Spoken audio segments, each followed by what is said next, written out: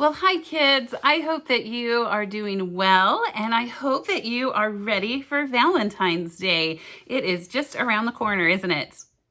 Yes, that's right. Well, today is our final week of our crazy little thing called love series.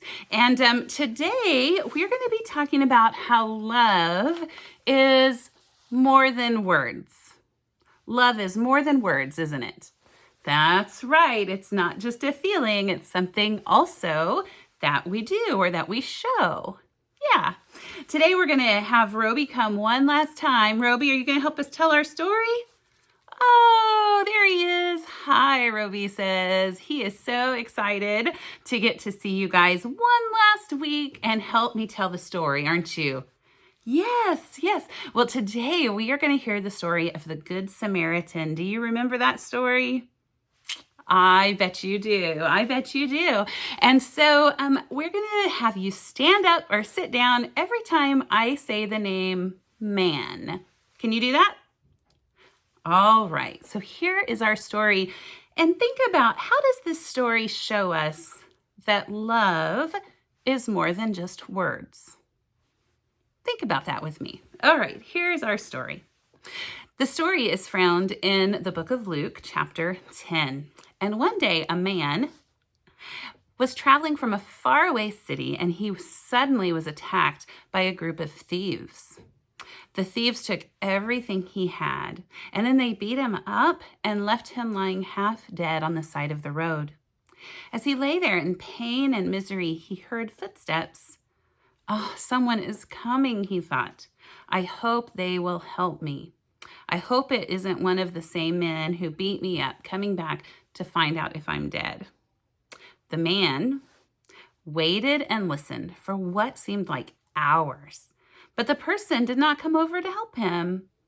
It happened to be a priest who came by, but when he saw the man lying beside the road, he decided to take a different road because he was in a hurry and he didn't want to be bothered. The poor man was certainly glad that it wasn't one of the robbers, but he surely wished somebody would help him. After a little while, the man heard footsteps again. He wanted to call out and get the attention of the person passing by, but he was in so much pain, all he could do was moan. Maybe this person will see me lying here, he thought.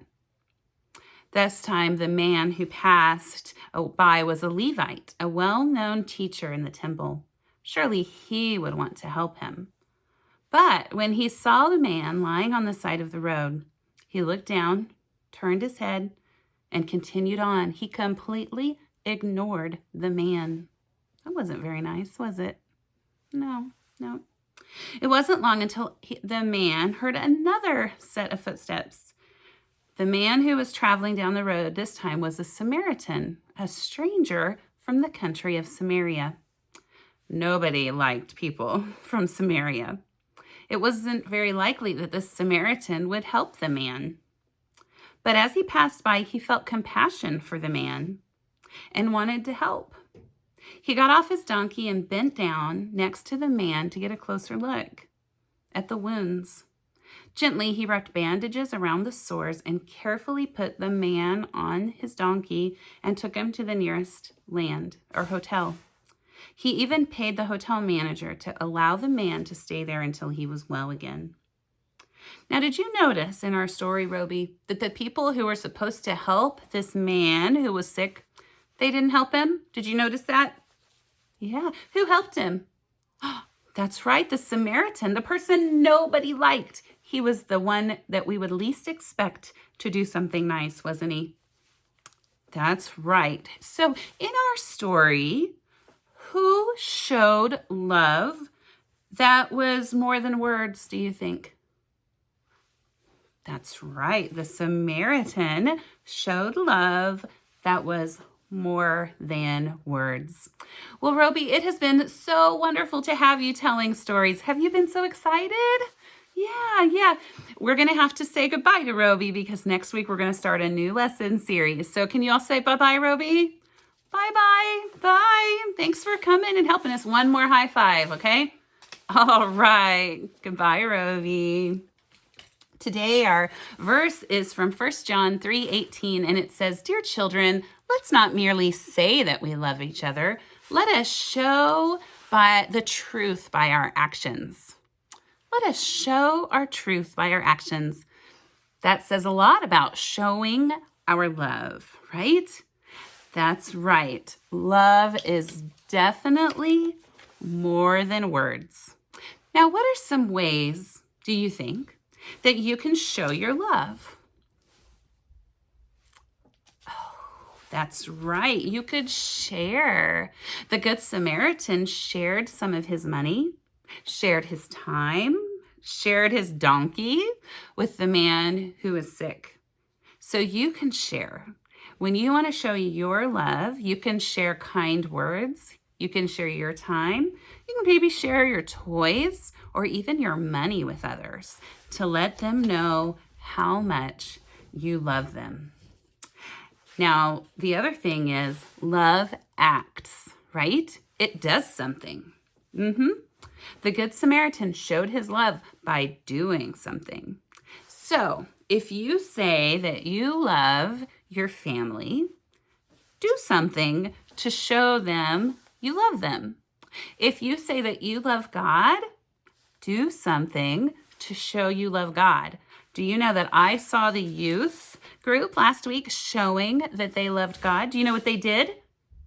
They stood out in the cold snow and they collected money for United Methodist Open Door, which is a group that helps people who are homeless and also the working poor.